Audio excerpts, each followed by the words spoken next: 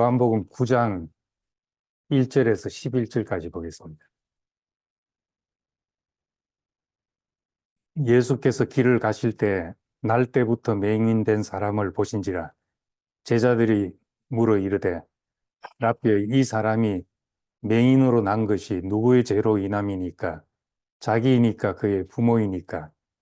예수께서 대답하시되 이 사람이나 그 부모의 죄로 인한 것이 아니라 그에게서 하나님이 하시는 일을 나타내고자 하심이라. 때가 아직 낮음에 나를 보내신 이의 일을 우리가 하여야 하리냐. 밤이 오리니 그때는 아무도 일을 할 수 없느니라. 내가 세상에 있는 동안에는 세상의 빛이로다. 이 말씀을 하시고 땅을 침에 뱉어 진흙을 이겨 그의 눈에 바르시고 이르시되 실로암 못에 가서 씻으라 하시니, 실로암은 번역하면 보냄을 받았다는 뜻이라. 이에 가서 씻고 밝은 눈으로 왔더라.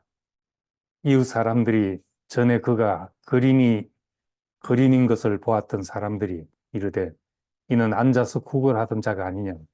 어떤 사람은 그 사람이라 하며 어떤 사람은 아니라 그와 비슷하다 하거늘 자기 말은 내가 그라 하니, 그들이 묻되 그러면 네 눈이 어떻게 떠졌느냐. 대답하되 예수라 하는 그 사람이 진흙을 이겨 내 눈에 바르고 나더러 실로암에 가서 씻으라 하기에 가서 씻었더니 보게 되었노라. 아멘.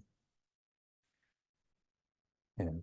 예. 보통 책을 한 번 읽으면 글이 보이고, 이제 두 번 읽으면 문장이 보이고, 이제 세 번 읽어야 뜻이 보이고, 네 번 읽으면 이제 글 쓴 사람의 마음이 보인다 그러거든요.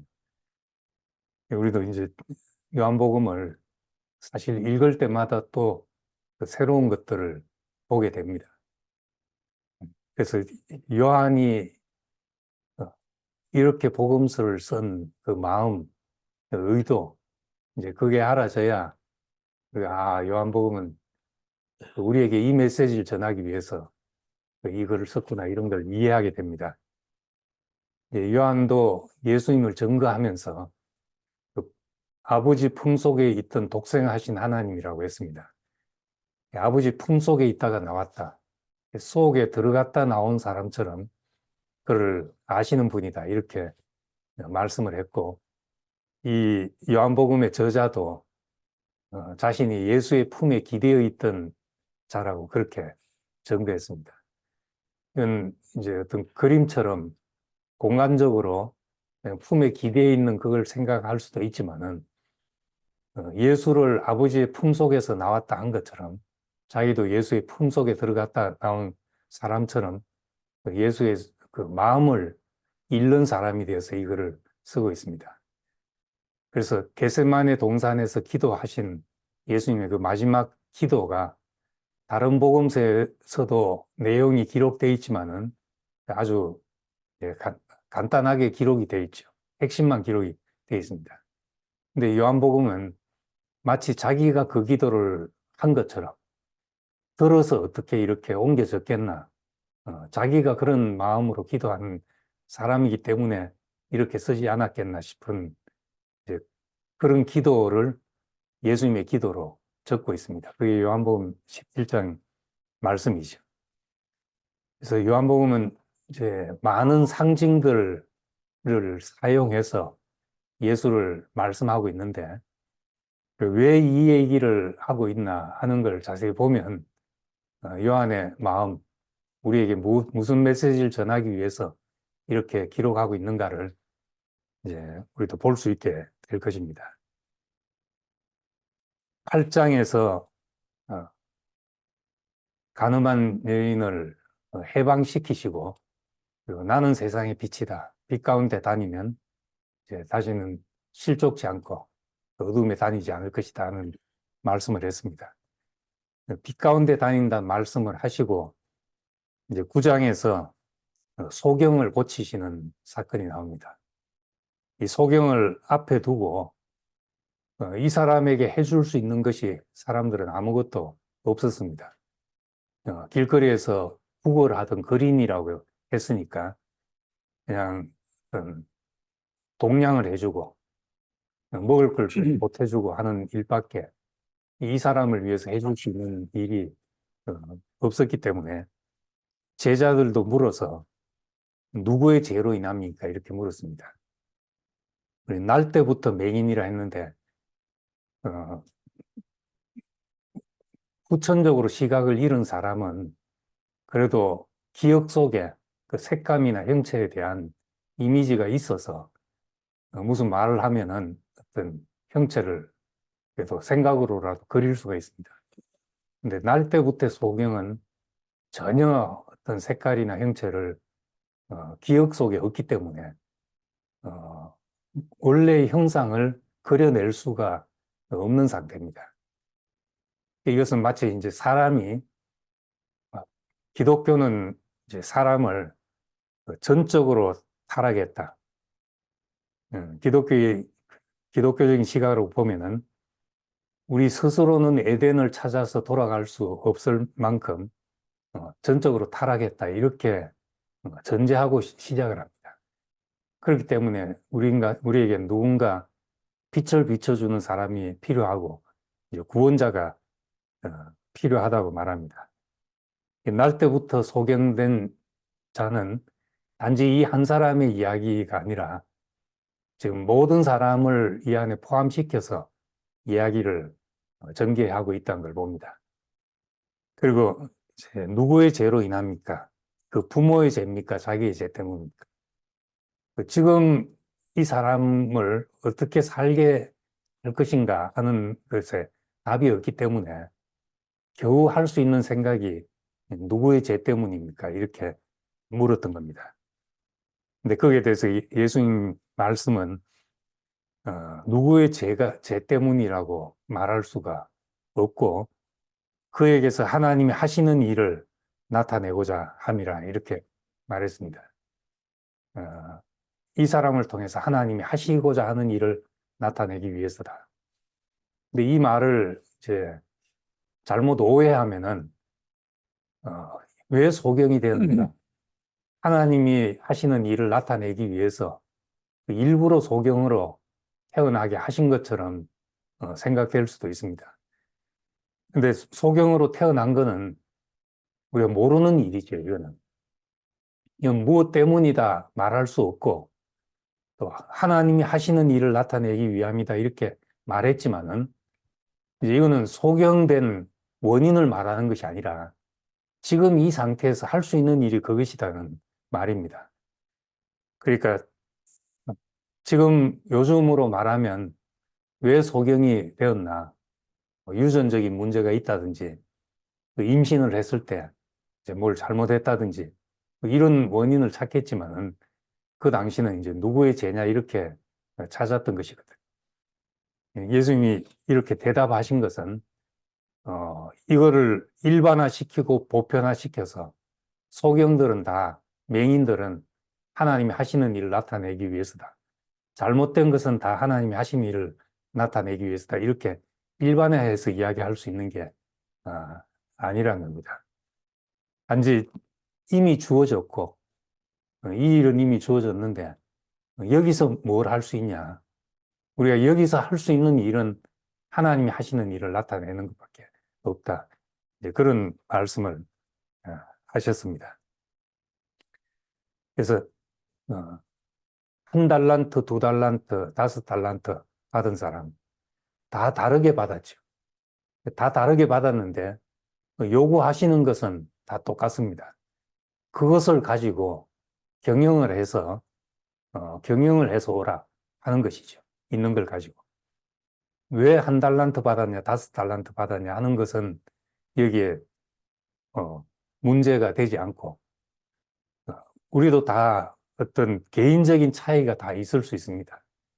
꼭 신체가 정상이냐, 정상이 아니냐 이 문제뿐만이 아니라 우린 정말 능력이나 여러 가지 면에서 그 사람 하늘과 땅처럼 다른 어떤 기능과 능력을 이제 가지고 살고 있습니다. 예, 그게 무엇 때문이야 물어야 우리가 소용이 없죠. 내 인생은 이미 주어진 것이고 이 주어진 것을 가지고 내가 뭘 할 것인가 하는 것이 중요합니다. 음, 그래서 모르는 것은 모르는 걸로 둬야 되죠. 너무 알려고 다 알려고 하면 곤란합니다. 내 인생은 이렇게 주어졌고 우리 인생도 왜 이러냐 해봐야 답이 없는 경우가 많습니다. 그렇지만은 어, 여기서 내가 뭘 할 수 있는가? 그건 예수님 말씀처럼 하나님이 하시는 일을 나타내고자 할 때는 우리의 어떤 조건도 문제되지 않고 다 거기서 하나님이 하시는 일을 경험할 수가 있습니다. 예, 우리가 오히려 아무것도 할 수 없는 그 자리에서 하나님이 하시는 일이 더 이제 선명하게 드러나죠. 내가 뭘 할 수 있을 때는 항상 뒤로 가면 헷갈립니다. 내가 잘한 것인지, 정말 하나님이 하신 것인지. 그래서 밭도 좋고, 씨도 좋고 하면 금상첨화잖아요. 좋은데, 이 씨가 좋아서 이렇게 된 건지, 밭이 좋아서 그런 건지, 모를 때가 많죠. 이 사람은 그렇게 되면은 꼭 자기 영광을 구하려는 습성이 거기서 나타나게 됩니다.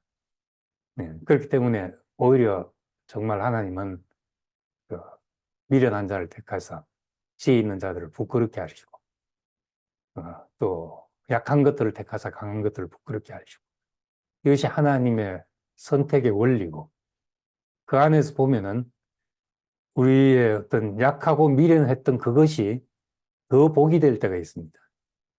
오히려 나로부터 자유로워지고 내가 뭘 했냐 안 했냐 이런 생각조차 할 필요가 없는 사람으로 있게 되니까 오히려 그것이 이제 하나님 앞에 정결한 것이 되고 할 수 있습니다. 예, 이 캄캄할 때는 작은 불빛이라도 크게 느껴지죠.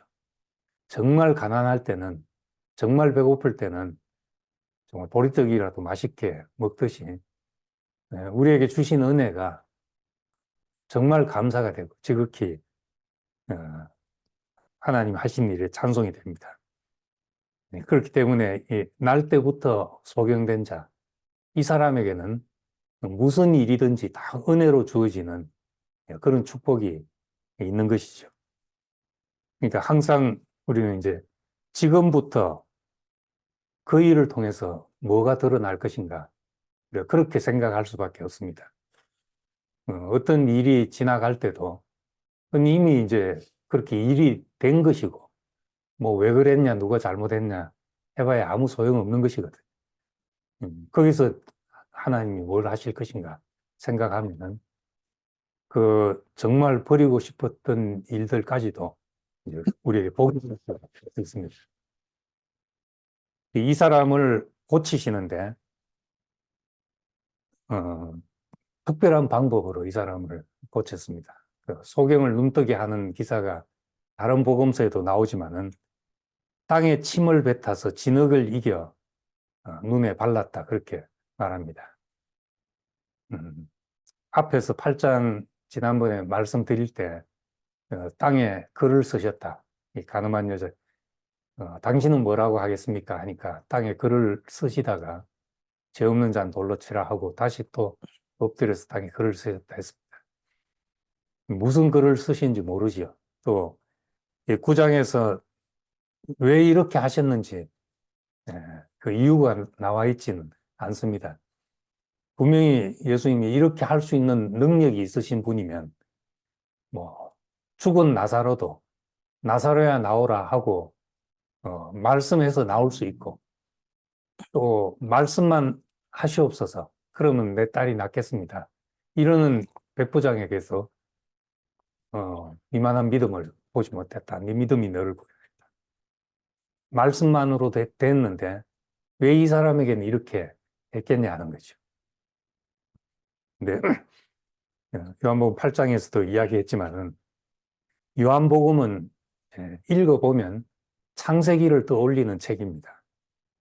1장부터 그렇죠. 태초에 말씀이 계시니라. 태초에 하나님이 천지를 창조하셨느니라. 하고 같이 가는 창세기와 같은 가는 이야기입니다. 그리고 그로 말미암지 않은 것이 아무것도 없다. 창세기 1장에서는 첫째 날, 둘째 날하고 하나님의 손길을 그렇게 기록했지만은 요한복음은 한마디로 모든 것이 그로 말미암아 됐다.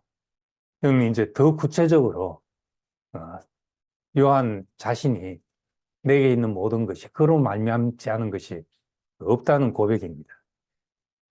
그러니까 우리는 이것을 통해서 우리에게 주려는 메시지가 있죠. 창세기 3장 이후는 타락의 역사입니다. 그러니까 우리를 이제 회복시키셔야 하는데, 우리를 생명 안으로 다시 회복시키고 생명을 얻게 해야 되는데, 생명을 얻자면 생명나무가 있는 에덴 동산으로 다시 돌아가야 됩니다. 창세기 2장 안의 세계로 우리를 되돌리는 것이 요한복음의 목표입니다.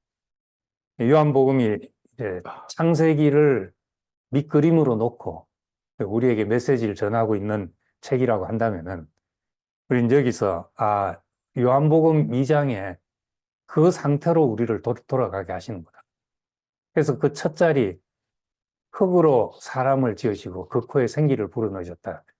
지금 창세기를 염두에 두고 요한복음을 읽으면 그 모습을 떠올리지 않을 수가 없습니다.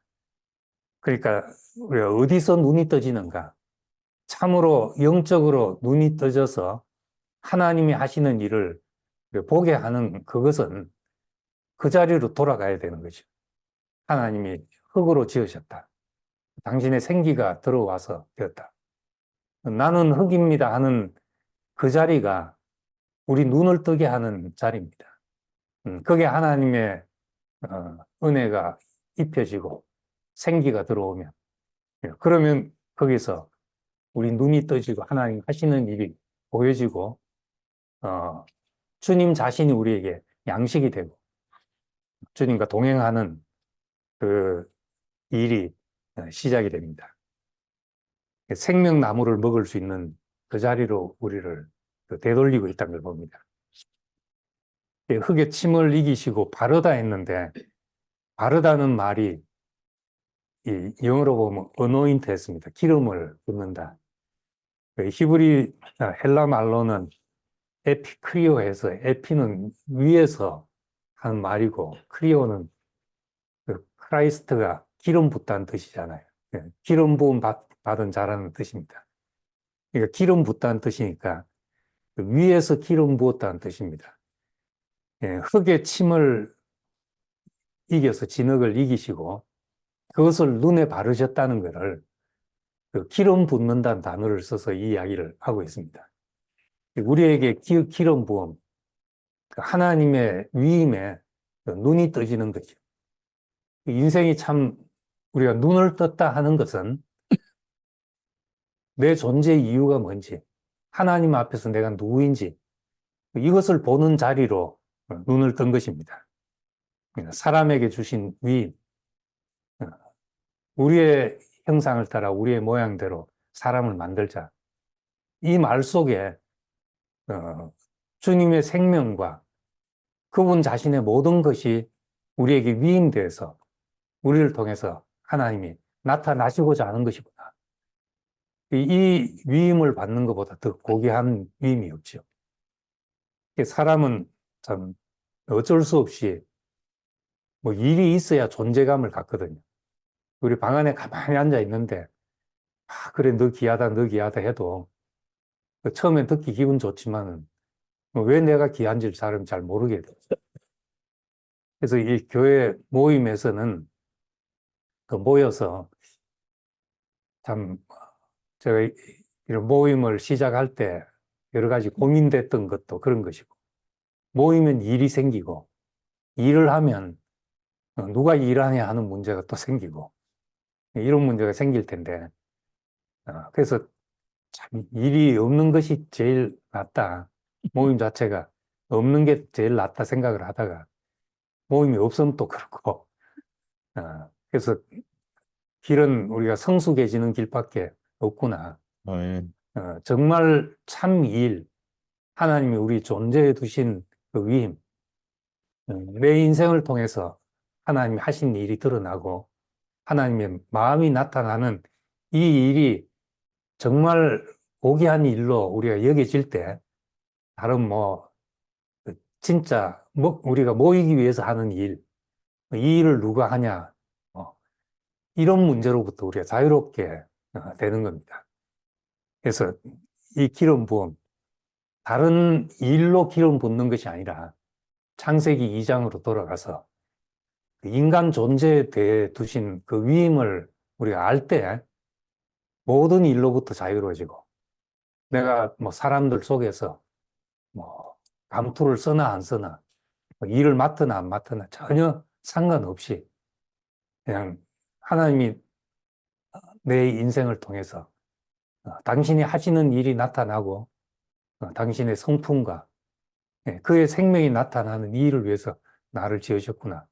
이런 걸 생각하면은 더 없는 감사가 되고 더 없는 만족이 됩니다. 예. 암행 의사는 자기가 왕에게 받은 위임이 있기 때문에 거지 복장을 하고 다녀도 당당할 수가 있거든요. 그렇다고 자기 속에 깊은 그런 암행 의사라는 자각이 있으니까 우리가 형태는 어떤 모양을 하고 있을지라도 표면적으로는 무슨 일을 하고 있을지라도 그 전혀 상관없이 이 창세기 1장과 2장으로 돌아가서 하나님이 우리에게 주신 위임, 흙에다 생기를 불어넣으신 살 소망을 두신 그것이 우리에게 하라지면은 그 자리가 영적으로는 우리가 눈 뜨는 자리가 되는 것입니다. 근데 이것을 이제 실로암에 가서 씻으라 이렇게 말했습니다. 이제 실로암은 이 요한복음 7장에서는 이제 초막절 행사에 실로암으로부터 물을 길어와서 제단에 붓는 이런 의식이 초막절이었죠. 근데 다시 이제 실로암으로 가서 그 눈을 씻어라 이렇게 말했습니다. 실로암을 보냄받았다는 뜻입니다. 이 보냄받은 사람이 누군가? 예수 자신이거든요. 우리가 눈 뜨는 것은 지금 요한복음에서 말하고자 하는 그 눈뜸은 예수를 보게 하는 것입니다. 이 사람이 영생이구나. 내가 길이요 진리요 생명이다 이렇게 말한 것처럼 이 사람이 생명이구나. 이 사람이 빛이구나. 이렇게 아는 것이죠. 예수 안에서 우리 자신을 전혀 다른 눈으로 보게 된다는. 우리 표면적으로 이 일만 해도 주변에 저 사람은 왜 저렇게 맹인으로 또 저 사람은 왜 그래 거린으로 살아야 되는가. 지나가는 사람마다 생각하고 이 앉아서 구걸 하는 이 사람은 사람들이 지나갈 때마다 그 정죄를 받아야 되는 것이죠. 어떤 사람들이 어떤 마음으로 자기를 볼지를 늘 보고 있잖아요. 예. 그런 속에 누구의 죄 때문인가? 이 말은 하지 않았다 하더라도 이미 이 사람 속 마음에 다 들린 이야기 아니겠습니까? 이런 이야기가. 무엇 때문에 이렇게 됐을까? 누구 잘못인가? 근데 누구 잘못을 묻지 않고 이것을 통해서 하나님 하시는 일을 나타내고자 합니다.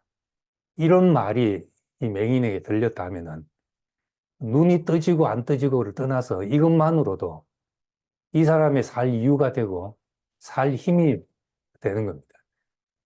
그러니까 우리 사람에 대해서 참 정죄는 얼마나 쉽습니까? 정죄하기. 저 사람 저랬구나, 저런 사람이구나. 이래 버리기는 너무너무 쉬운 일이거든.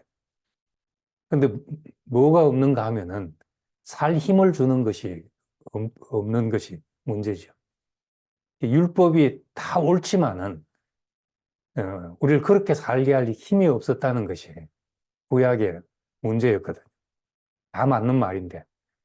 그래도 맞는 말은 얼마든지 할 수 있고 누구도 할 수 있고 속된 말로 이제 다리 밑에 거지도 세상이 썩었다는 이야기는 다 할 수 있거든. 저 서울에 있을 때 소년원에 한번 뭐 소년은 선교한다고 이제 매주 돌아서 교육자들이 한 번씩 들어가는데 한번 갔었는데 10대들이잖아요, 애들이. 어린 애들인데 근데 애들이 모여가지고 세상이 썩었다는 이야기를 하는 겁니다. 자기는 다 억울해서 여기 들어왔고 돈 있는 사람은 다 무죄돼 나가고 우린 힘이 없어서 이렇게 들어왔다. 우리를 도와달라. 이것이 이제 그 소년원에 갇혀 있는 사람들의 애예요. 세상을 얼마나 날카로운 눈으로 비판하는지 모릅니다. 근데 그 이야기는 다 할 수 있는 얘기인데 우리에게 정말 그 사람 살게 하는 힘이 있는가? 이게 생명이 있냐 없냐 문제거든. 또 생명 하다 보면 저 사람 생명 없어 하는 말도 얼마나 우리가 쉽게 나가는지 모르거든. 예, 그러니까 생명 있다고 하는 그걸로 또 정죄가 나가는 거죠. 우리 이 선악의 습성이 얼마나 무서운지 알면 알수록 더 무서운 판단이 우리한테서 나간 것이고 모르면 그냥 뭐 모른 채로 사는데 알면 더 예리한 칼이 돼가지고 더 무서운 정죄가 나가는 거니까 이 사람에 대해서 8장에서도 마찬가지지만은 9장도 똑같은 구조잖아요. 지금 정죄받고 있는 한 사람 8장에서는 이런 자는 돌로 쳐라 했는데 당신은 어떻게 하겠습니까? 이 물음이나 이 맹인이 누구의 죄 때문에 이렇게 됐습니까? 이 죄를 묻는 것은 다 똑같은 원리입니다. 근데 예수님의 대답은 8장에서도 깊이 보면 너는 흑인이 흑으로 돌아가라. 그 자리에서만 돌을 든 사람과 돌 맞을 사람이 다 하나로 만나게 되고 우리가 하나님이 하시는 일을 보려고 한다는 자리에서만 눈을 떴건 감았건 어떤 능력이 있건 없건 관계없이 다 인생은 하나님 앞에서 우리 인생이 마지막 계수되는 것은 내가 뭘 했냐 하는 것이 아니라 하나님이 우리 인생에서 뭘 하셨냐 이것이 이제 계수된다는 것을 우리가 알게 됩니다. 내가 한 일을 보고 있으면 필경은 정죄에 빠지죠. 누구라도. 자기가 한 일을 들여다보면서 평생 마지막에 난 내 인생 만족스럽다 이럴 사람은 아마 한 사람도 없을 것입니다. 우린 다 실수하고 실패하고 후회하고 뭐 그렇게 사는 게 인생인데 그런데 그 속에 또 은혜가 있어서 우리를 살게 하는 생명이 있어서 살아온 것이니까 그것 때문에 이제 감사하고 그것을 우리 인생에 예수할 것으로 내놓게 됩니다. 우리 눈이 어두웠던 것도 늘 내가 뭘 했다는 걸 표방하려고 하면은 우린 하나님 하신 일에 대해서 눈이 어두울 수밖에 없습니다. 예. 그래서 선악과를 먹고 나서 한 일이 무화과 나무 잎으로 바지를 만들어 입었다. 치마를 만들어 입었다. 자기를 가리는 일을 했거든. 그러니까 그 가리는 그것이 예, 지금 꼭 그런 치마가 아니라 옷만이 아니라 내가 뭘 했습니다. 뭘 했습니다. 이 얘기 없이 내가 사람들 앞에 선다는 것이 쉬운 일이 아닙니다. 정말 아무 하는 일이 없는 존재로 누구 앞에 선다는 게 참 어려운 일이거든. 처음 이제 간이 나빠져서 대구 내려왔을 때, 이 남자가 낮에 집에 왔다 갔다 하고 돌아다닌다는 게 얼마나 쪽팔리는 일인지를 제가 느끼죠. 나중에는 집 나가면서 누가 볼까봐 그것이 이제 두려움이 되는 그 대인기피증 같은 것이 생길 정도로 그렇게 되는 거예요. 뭐 그럴 수도 지금 지나와서 생각하면은 이제 건강에 안 좋으니까 그럴 수도 있는 거다. 그렇게 생각할 수 있는데도 내가 명함을 누구한테 세상에서는 내밀 수 없다는 그것이 또 그것도 이제 명함이 금박이냐 은박이냐에 따라 또 다르겠죠. 세상은 다 그렇게 무화과 잎으로 자기를 가린 그것을 가지고 서니까 사람과 사람이 만나질 수가 없는 겁니다. 존재와 존재가 만나지지 않고. 근데 정말 내가 아무것도 아니어도 당당할 수 있는 자리는 그 창세기 2장 안에밖에 없죠. 1장과 2장 안에서 흙으로 지었지만은 하나님 보시기엔 심히 좋았던 그 사람으로 사는 것밖에는 그래 다른 길이 없습니다. 예, 이 참모습이 가려져 있기 때문에 예, 우리는 지금 날 때부터 소경된 자처럼 우리도 그런 사람이었던 거지. 뭘 보고 있다 하지만은 다 껍데기를 보잖아요, 사람들. 저 사람 옷 입은 것이 보이고 생김새가 보이고 또 뭘 하느냐가 보이고 명함이 뭐냐가 보이고 이런 걸 보고 있는 것을 이제 영적으로는 소경이라고 이제 말을 하는 겁니다. 예, 그 사람 인생에 하나님이 어떻게 관여하셨고 어떻게 이끌어 오셨고 이런 것이 보일 때 이제 눈이 떠지고 내 인생을 그런 눈으로 보고 있는 사람은 다른 사람도 역시 그렇게 보게 되는 겁니다. 그걸 찾게 되는 겁니다. 이 눈 뜬 사람. 그래서 이 사람이 이제 보냄을 받았다 했는데 예수 자신에게로 보냄을 받은 예수란 사람. 말씀이 계셨는데 이 말씀이 육신이 되어서 오셨다. 근데 이 말씀이 육신이 되어 오신 육체 속에 나타난 하나님. 예, 이게 우리에게서도 궁극적인 목적이잖아요. 예, 말은 참 세상에 좋은 말 많고, 저도 이제 말하기는 쉽죠. 말은 잘 못해도 말로 하기는 쉬운데, 그 말이 내 가슴에 있고, 또 그것이 내 근육 속에 기억이 되고, 예, 그래서 말씀이 내 살이 되었다. 이것이 참 귀한 일이고, 하나님이 왜 우리를 이 불편한 육체 속에 살게 하시는가?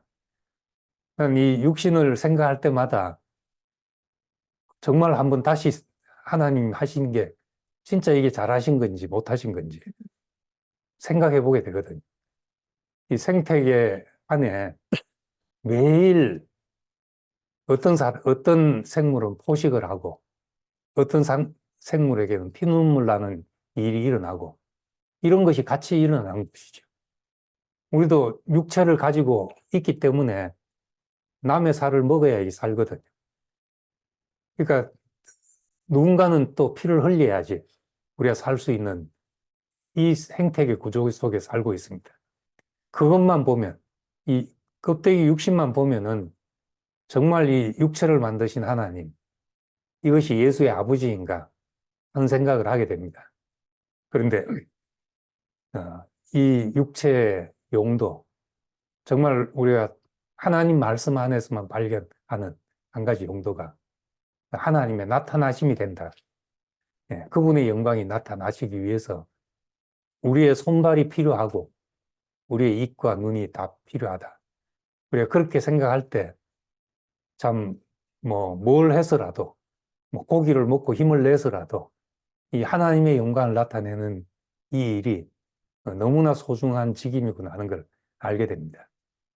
예수를 볼 때 그분 안에 내가 소원하는 것이 아무것도 없지만 이분 안에 하나님의 나타나심이 하나님이 하시는 일이 나타나는 이 사람, 우리가 그 사람에게로 보냄을 받는 것이고 또 결국은 우리가 그 사람이 되는 것이죠. 그 사람으로 살게 되는 겁니다.